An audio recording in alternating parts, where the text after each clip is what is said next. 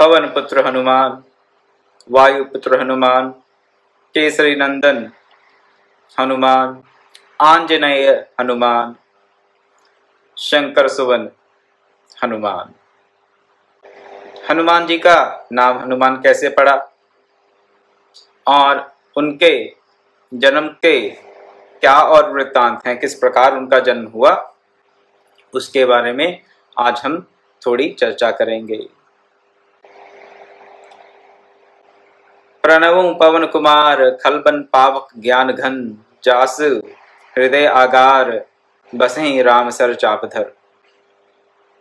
प्रणाम करता हूं किनको, पवन कुमार को, पवन पुत्र को, खलबन पावक ज्ञान घन। खलबन पावक, जो दुष्ट रूपी वन है उनको जलाने के लिए वो क्या है, पावक अग्नि के समान है।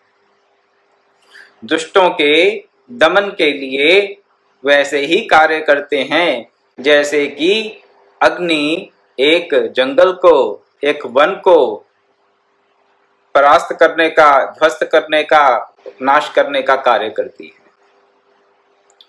दुष्टों को नाश कर देते हैं, दुष्टता का भी नाश कर देते हैं।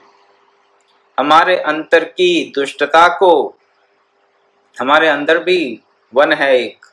कैसा वन है? कुसंस्कारों का वन। कुसंस्कार जो हमारी चित्त की दुष्प्रवृत्तियां हैं, बुरी बुरी प्रवृत्तियां चित्त की, जन्म जन्मांतरों के दूषित संस्कार, उनका एक वन है हमारे भीतर। अपार वन है, अपार वन। इस जगत के किसी भी वन का पार पाना संभव हो सकता है।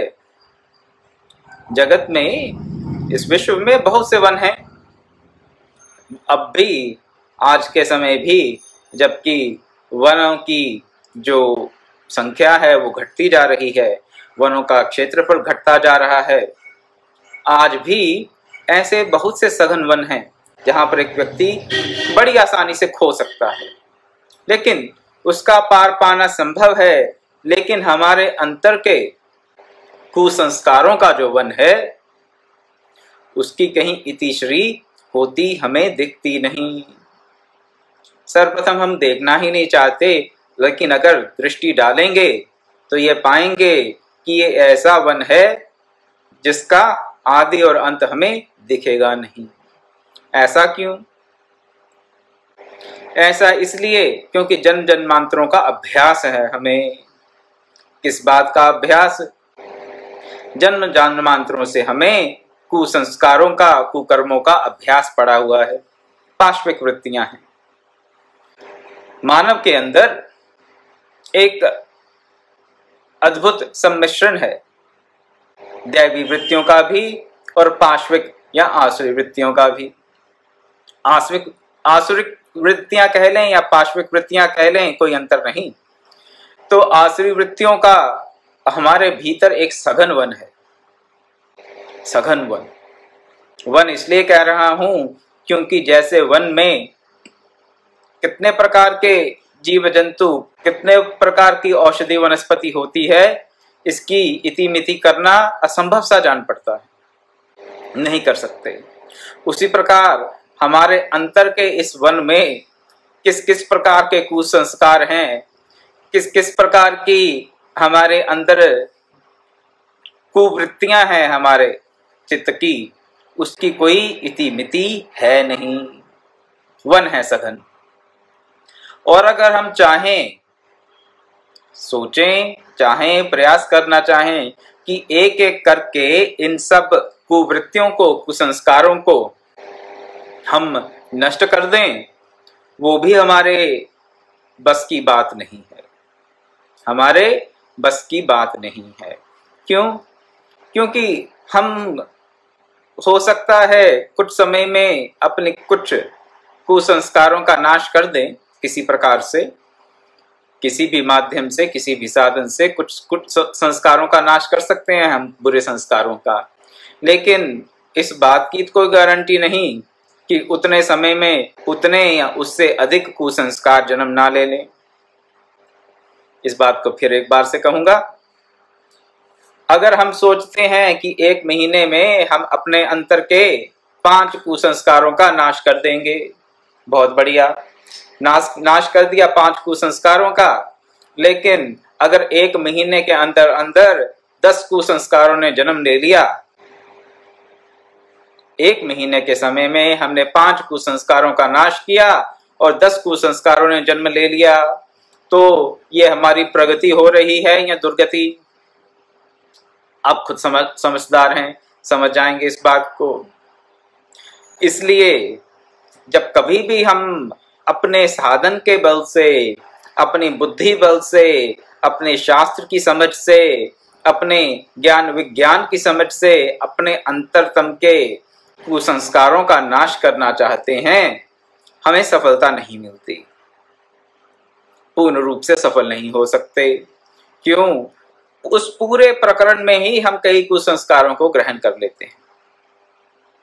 फिर आप कहेंगे कि इसका क्या इलाज है, क्या सॉल्यूशन है इसका? अपने कुसंस्कारों का नाश करने में अगर हम असमर्थ हैं तो क्या करें? प्रयास छोड़ दें? होय सोय जो रचि राम रचि राखा, जो राम ने रच रखा है वही होगा, ऐसा सोचकर भाग्यवादी बन जाएं? साधन ना करें, प्रयास ना करें? ना, ये नहीं मैं कह रहा। प्रयासरत रहें, अपना पूरा परिश्रम करें, पुरुषार्थ करें अवश्य, लेकिन पूरे परिश्रम, पूरे पुरुषार्थ के साथ भगवत शरणागति को भी ग्रहण करें। भगवत शरणागति को ग्रहण करें जी। क्यों? अगर अपने परिश्रम का, अपने पुरुषार्थ का, अपने आत्मबल का हमें आश्रय रहेगा तो हम इन कुसंस्कारों का नाश नहीं कर पाएंगे। आत्मबल का सृजन करें, पुरुषार्थ करें अवश्य, लेकिन आश्रय किसका लें? भगवत चरणों का, भगवत भक्तों का, संतों का, श्रोत्रिय ब्रह्मनिष्ठ गुरु का। जहां पर एफर्ट की बात है उसको तिलांजलि नहीं देनी, जहां पर पुरुषार्थ की बात है उसको पूर्ण रूप से, पूरी निष्ठा के साथ, पूरी शक्ति के साथ अपना पुरुषार्थ करते रहना है। ये हमारा साधन है। लेकिन शरणागति साधन की नहीं लेनी है। शरणागति गुरु चरणों की, भगवत चरणों की, अपने इष्ट के चरणों की ही लेनी है। ऐसा करेंगे तो अपने अंतर में ये जो वन है, खल बन पावक ज्ञान धन कह दिया गया हनुमान जी को। हनुमान जी की अगर शरणागति लेते हैं तो जैसे उन्होंने अपने जीवन चरित्र में इस जगत के राक्षसों का नाश किया, अपने जीवन चरित्र में हनुमान जी ने अनंत राक्षसों का नाश किया। लंका जाकर और अन्य स्थानों पर भी दुष्टों का उन्होंने नाश किया। उसी प्रकार हमारे अंतरतम के जो राक्षस हैं, कुसंस्कार रूपी राक्षस, उनका भी वो नाश कर देंगे। लेकिन हमें उनकी शरणागति लेनी पड़ेगी।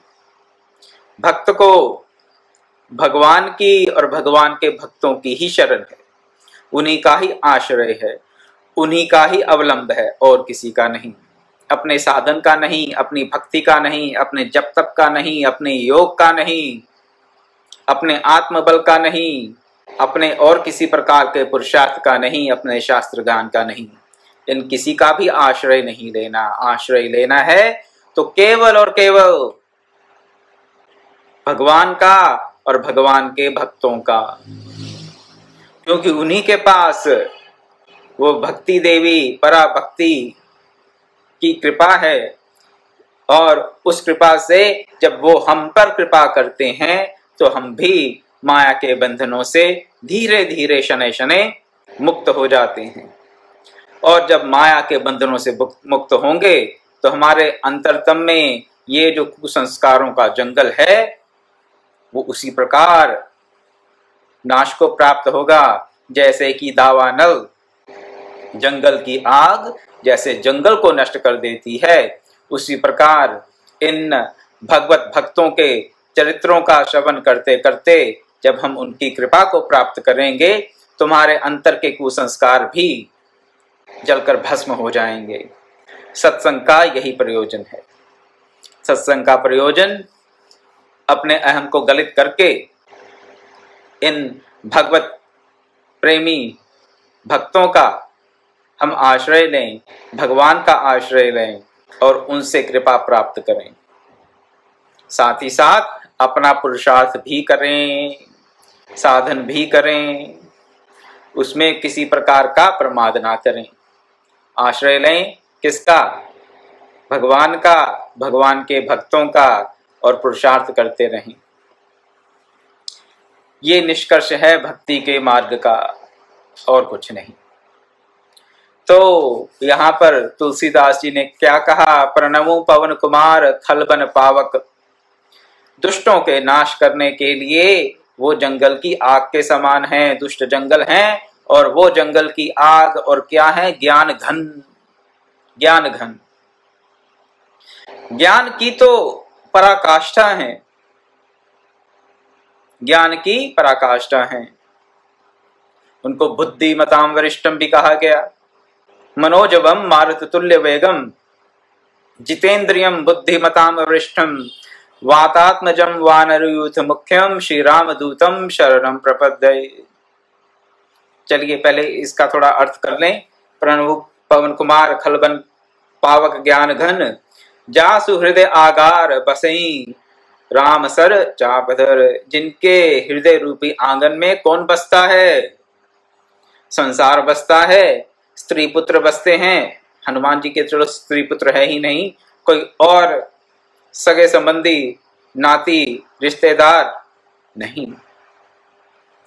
जासु हृदय आगार बसई राम सर चापधर। उनके हृदय में, हृदय के आंगन में कौन है? भगवान राम हैं, धनुष और बाण को धारण किए हुए। सतत ध्यान रहे अपने इष्ट का, सतत ध्यान रहे इष्ट का, तो किसी प्रकार की कोई बाधा जीवन में उत्पन्न हो ही नहीं सकती। सतत ध्यान करते हैं, उनके हृदय में और कुछ नहीं है। हृदय रूपी आंगन में क्या है? भगवान श्री राम हैं, धनुष और बाण धारण किए हुए। अब थोड़े अपने हृदय रूपी आंगन में भी थोड़ा झांक कर देख लें। वैसे हमें समय नहीं मिलता, हम बहुत बिजी हैं। अपने हृदय रूपी आंगन में झांकने का समय कहाँ है हमारे पास? बाहर कुछ इतना कुछ चल रहा है, अंदर हृदय में झांक कर देख के क्या करेंगे? जो होगा सो होगा, ऐसा सोच लेते हैं। परंतु अगर अवसर मिले और अगर इस बात का हम थोड़ा अन्वेषण करें, थोड़ी इन्वेस्टिगेशन करें कि हमारे हृदय रूपी आंगन में क्या क्या बस रहा है, तो भगवान के लिए शायद कहीं किसी कोने में थोड़ा सा स्थान मिल जाए। लेकिन वो किसी एक कोने में होगा भगवान का स्थान, अगर होगा तो। और बाकी हृदय रूपी आंगन में तो इतना कूड़ा कबाड़ा भरा मिलेगा, वो भी एक प्रकार का वन ही है। इतना कूड़ा कबाड़ा है हमारे हृदय रूपी आंगन में। तो इस हृदय रूपी आंगन की हम सफाई करें। जो फालतू का कूड़ा कबाड़ा पड़ा है उसे निकालें, इसे पवित्र करें। पवित्र करके यहाँ पे किसको विराजमान करें? अपने इष्ट देव को अपने हृदय में विराजमान करें, अपनी गुरु मूर्ति को अपने हृदय में विराजमान करें, भक्तों के चरित्रों को अपने हृदय में विराजमान करें। लेकिन होगा तभी जब सब प्रकार के कुसंस्कार, कुप्रवृत्तियों का कूड़ा कबाड़ा निकालकर सफाई करके, स्वच्छ करके अपने हृदय रूपी आंगन को हम आह्वान करेंगे। इन महापुरुषों का, इन सत्पुरुषों का, इन संतों का, इन भगवत भक्तों का और अपने इष्ट देव का। भगवान श्री राम तो तभी निवास करेंगे, उससे पहले उनका निवास वहां पर संभव है नहीं। प्रभु व्यापक सर्वत्र समाना, वो भी सत्य है, लेकिन प्रेम ते प्रगति ते ही मैं जाना, ये भी सत्य है। प्रभु व्यापक हैं, ऐसा नहीं कि कहीं नहीं है, लेकिन प्रकट तो वही होंगे जहां पर प्रेम होगा। और वो प्रेम तब तक नहीं जागेगा जब हृदय के आगार से, हृदय रूपी आंगन से हम ये फालतू का कूड़ा कबाड़ा नहीं हटा देते। जब तक पड़ा रहेगा तब तक प्रेम पूर्ण रूप से जागृत होगा नहीं, पूरी बात बनेगी नहीं। जासु हृदय आगार बसे राम सर चापधर, भगवान राम धनुष बाण धारण किए। भगवान राम कहाँ बसते हैं? हनुमान जी के हृदय में, हनुमान जी के हृदय में बसते हैं। ऐसे हनुमान जी को तुलसीदास जी कहते हैं मैं प्रणाम करता हूं। हम भी प्रणाम करें। प्रणाम, प्रणाम करने से क्या होगा? अहं गलित होता है और उनकी कृपा को प्राप्त करें। मनोजवम मारुत तुल्य वेगम जितेन्द्रियम बुद्धिमतां वरिष्ठम वातात्मजम वानरयूथ मुख्यम श्री रामदूतम शरणम प्रपद्ये। हनुमान जी का आश्रय लेकर, उनकी शरण लेकर आज हम हनुमान जी की उत्पत्ति के बारे में कुछ बातों का कुछ ही अंश हैं जिनको आपके सामने रखूंगा, श्रवण करते हैं। हनुमान जी को कहा जाता है शंकर सुवन। भगवान शंकर के अंश से उत्पन्न हुए और किसके द्वारा उत्पन्न हुए? वायु के द्वारा। और कहाँ उत्पन्न हुए? कपिराज केसरी की पत्नी अंजना जी के द्वारा हनुमान जी का प्रादुर्भाव हुआ। माता है अंजना, तेज है शंकर जी का, लेकर गए वायु जी और स्थापित कहाँ किया? केसरी जी की भार्या, उनकी पत्नी अंजना के क्षेत्र में। इस प्रकार हनुमान जी की उत्पत्ति बताई गई। इसीलिए उनको शंकर सुवन भी कहा जाता है, केसरी नंदन भी कहा जाता है, पवन कुमार भी कहा जाता है। सभी बातें सत्य हैं हनुमान जी के संदर्भ में। तो शंकर सुवन तो लिखा गया हनुमान चालीसा में। परम पूज्य गुरुदेव ब्रह्म ऋषि विश्वात्मा बावरा जी कहते थे शंकर सुवन भी ठीक है, हम तो ये मानते हैं शंकर स्वयं केसरी नंदन। शंकर सुवन का अर्थ शंकर के पुत्र, शंकर के अंश। लेकिन गुरुदेव की ये आस्था थी, ये धारणा थी कि ये शंकर स्वयं केसरी नंदन, शंकर जी स्वयं ही केसरी नंदन के रूप में प्रकट हुए हैं। क्यों हुए? अपने इष्ट की सेवा के लिए। अब शंकर जी स्वयं तो आके सेवा कर नहीं सकते थे, कुछ रूल्स रेगुलेशंस रहते हैं, कुछ मर्यादा रहती है।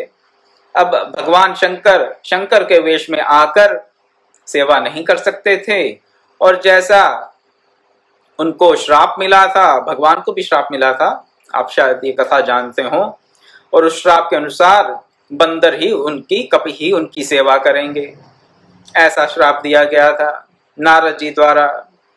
तो नारद जी का वचन भी मिथ्या ना हो और महादेव की मर्यादा भी बनी रहे, इसके चलते शंकर जी ने केसरी नंदन के रूप में कपि के वेश में अवतार लिया, वानर के रूप में अवतार लिया, जिनको कि हम हनुमान जी के रूप में जानते हैं। ऐसा भी बताया जाता है कि 11वें रुद्र का अवतार हुआ हनुमान जी के रूप में। 11 रुद्र बताए जाते हैं। 11 रुद्र, जहां पर 33 कोटि 33 प्रकार के देवी देवताओं की गणना होती है, उसमें 12 आदित्य आते हैं और 11 रुद्र आते हैं। फिर 8 वसु हैं, फिर इंद्र है, फिर प्रजापति है, ऐसे मिलाकर 33 प्रकार के देवी देवता हो जाते हैं। तो इन 33 प्रकार के या 33 कोटि के जो देवी देवता हैं, उनमें से 11 रुद्र हैं, जो कि शंकर के ही स्वरूप हैं, कोई अंतर नहीं है, शंकर के ही अलग अलग अभिव्यक्तियां हैं।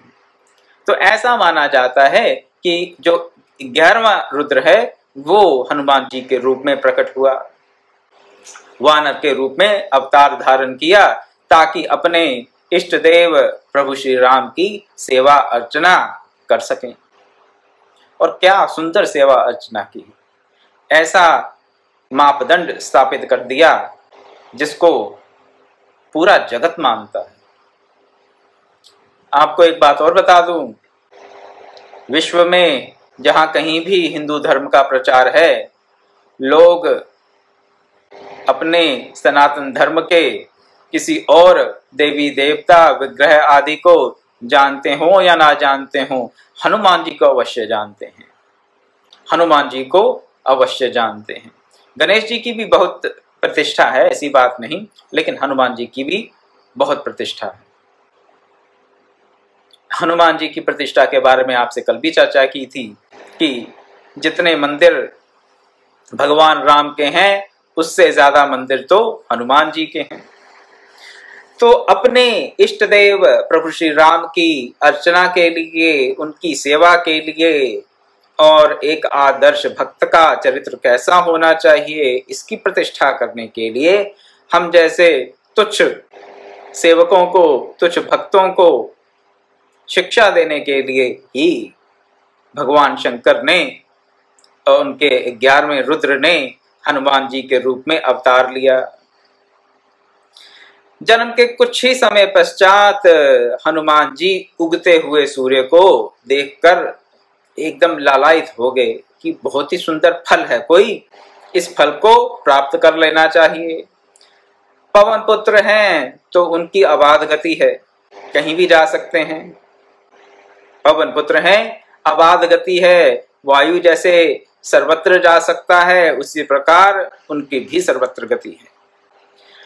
तो जब उगते हुए सूर्य को देखा और उनको लगा कि ये कुछ बड़ी आकर्षित करने वाली वस्तु है, कोई फल, बहुत आकर्षक फल है, इसको प्राप्त कर लिया जाए, तो सूर्य को पकड़ने के लिए चले। लेकिन जब हनुमान जी उनके आगे बढ़ने लगे पकड़ने के लिए, सूर्यदेव डरकर भागने लगे। सूर्यदेव को डर लग गया कि वाकई ही मुझे हनुमान जी कहीं ग्रस्त ना लें। तो उसके साथ ही साथ राहु भी वहां पर उपस्थित थे। वो पर्व ऐसा था, दिन ऐसा था जहां पर राहु सूर्य को ग्रसने वाले थे, सूर्य ग्रहण का समय था। राहु भी डर कर भागे। जब राहु भागे डर के, ये सोचने के लिए, हनुमान जी राहु के पीछे नहीं जा रहे थे, हनुमान जी तो सूर्य के पीछे जा रहे थे। लेकिन हनुमान जी को आते देख राहु डर गए।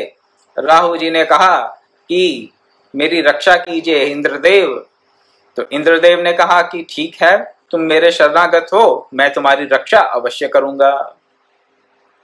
इंद्र ने अपने वज्र का प्रहार किया, ऐरावत पर चढ़कर आए और इंद्र ने अपने वज्र का प्रहार किया। अब हनुमान जी को एक और आकर्षक वस्तु वहां दिखी, सफेद सफेद ऐरावत हाथी। गए थे वो किसके पीछे? सूर्य के पीछे। और राहु डर के भागे वहां से, इंद्र को सहायता के लिए बुलाया। इंद्र ने आक्रमण करना चाहा, लेकिन जब इंद्र की तरफ उनकी दृष्टि गई तो इंद्र तो बाद में दिखे, हनुमान जी को पहले दिखे क्या? सफेद सफेद ऐरावत।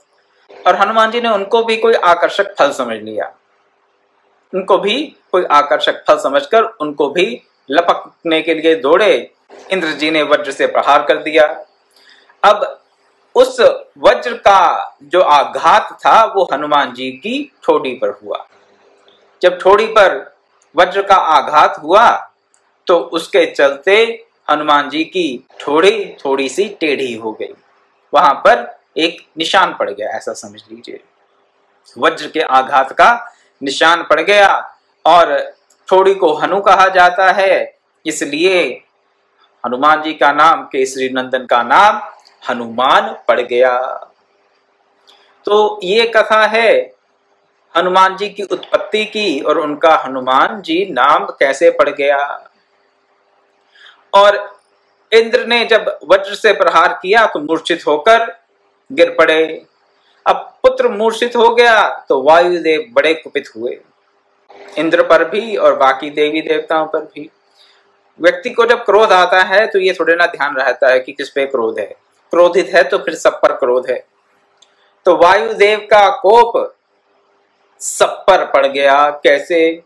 वायुदेव ने अपनी गति को रोक लिया। वायुदेव अगर अपनी गति को रोक लेंगे तो प्राणवायु भी रुक जाएगी, किसी को सांस नहीं आएगी। अब जब प्राणवायु रुक गई, वायुदेव ने अपनी गति का बाध कर दिया, तो सब देवता संकट में पड़ गए। सब देवता श्वास रुकने से व्याकुल हो गए और उस व्याकुलता में जाकर उन्होंने वायुदेव से प्रार्थना की कि आप अपनी गति को जारी रखें, गति को बांध कर ना रखें, अपने गति के बंध को आप समाप्त कर दें।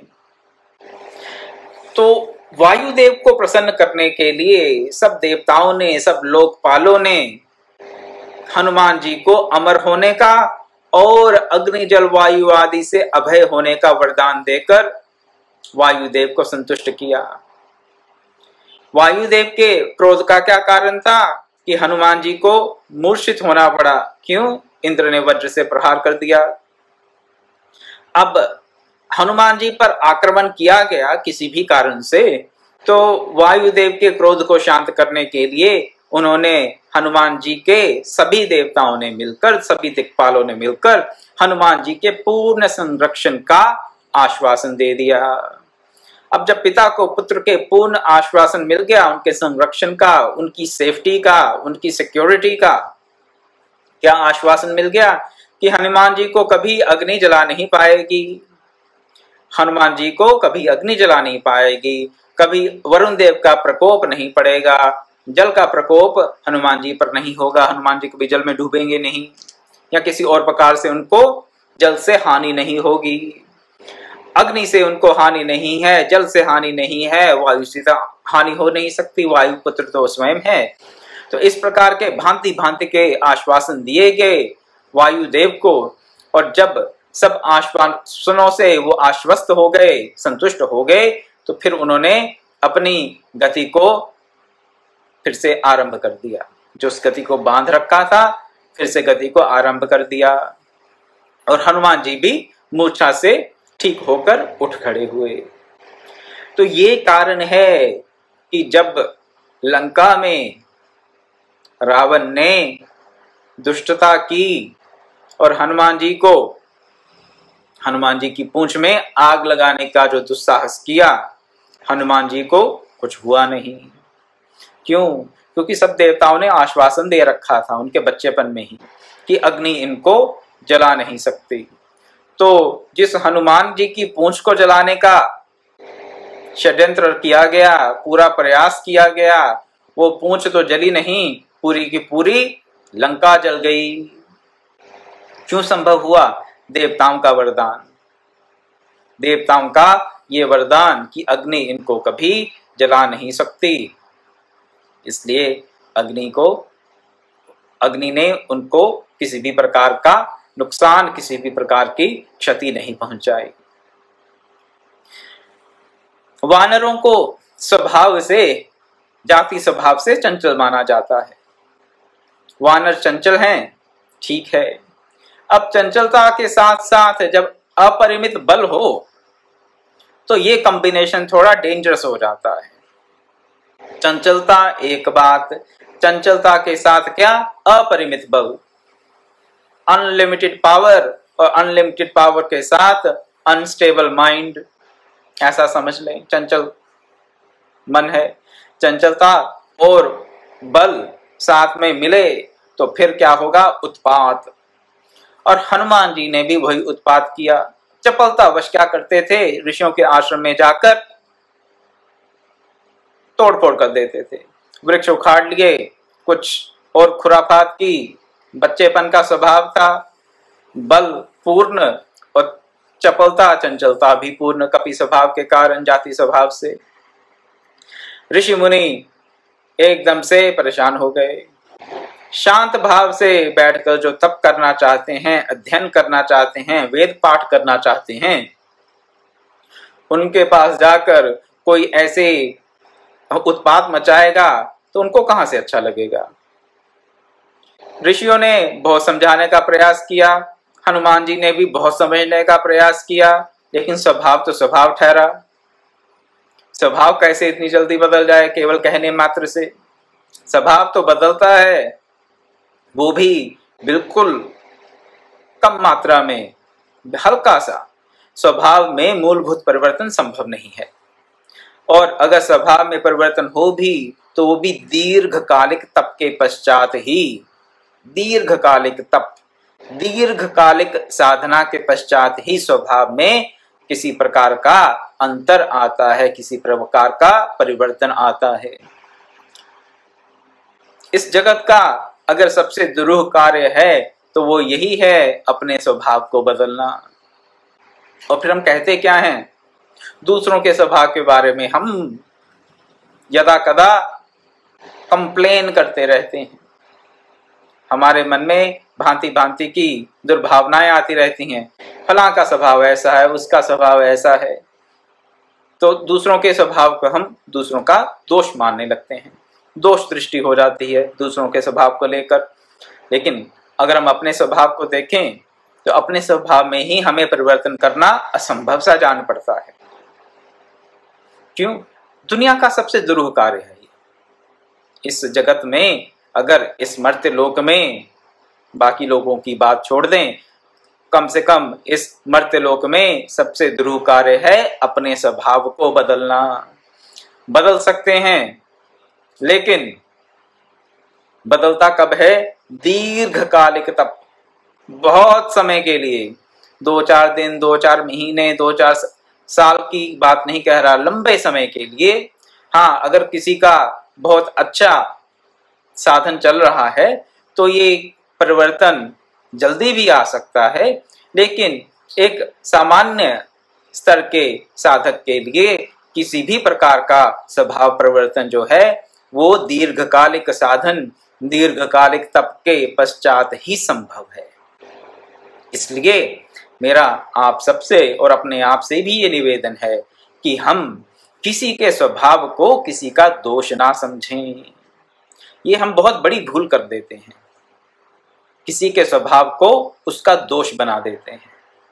दोष ना समझें, स्वभाव है। व्यक्ति पाप कर्म में प्रवृत्त होता है, ये क्या उसका दोष है कि स्वभाव है? स्वभाव है।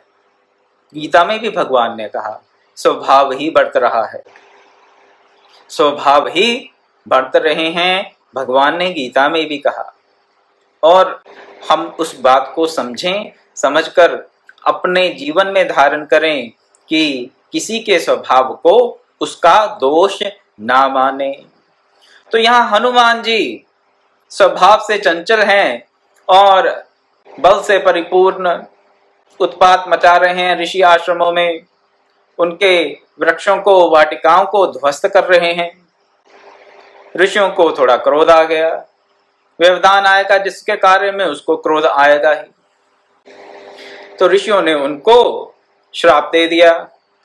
क्या श्राप दे दिया? तुम अपना बल भूले रहोगे, तुम अपने बल को भूल जाओगे। अब बल निकल गया, बल गया तो नहीं कहीं, लेकिन भूल गए तो एक प्रकार से चला गया, बल की विस्मृति हो गई। तो अब बल नहीं है, चंचलता है केवल, तो वो इतनी डेंजरस, इतनी खतरनाक नहीं है। क्यों? चंचलता है लेकिन बल नहीं, तो व्यक्ति दुस्साहस नहीं करेगा ज्यादा, और अगर बल है और चंचलता नहीं तो भी दुस्साहस नहीं करेगा। लेकिन यहाँ पर चंचलता, चपलता भी है और अपरिमित बल है, अनलिमिटेड पावर भी है साथ में, तो वहां गड़बड़ होगी ही होगी।